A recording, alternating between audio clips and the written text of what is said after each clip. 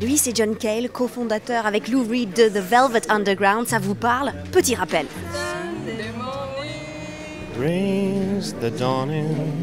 Le groupe n'est resté ensemble que 3 ans, entre 65 et 68, mais il est considéré comme culte.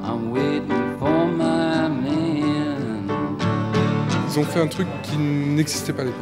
Je crois que cette musique, ça représentait tellement de choses pour nous, beaucoup de liberté, je crois. C'est un groupe qui a certainement fait naître des idées de musique à toute une génération qui ont suivi.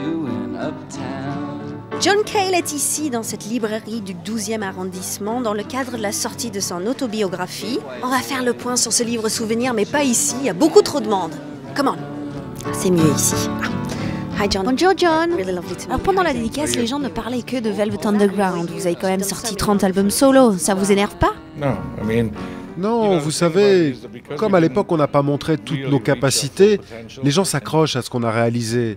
On n'a pas rempli le contrat quand on était ensemble, et aujourd'hui, il faut que j'en paye le prix. Mais alors, qu'est-ce qu'on trouve dans ce livre? Écoutez, c'est très drôle, c'est mon histoire, du début à la fin, et ça démontre que quelqu'un qui est un peu paumé peut finalement se forger une identité grâce à la musique.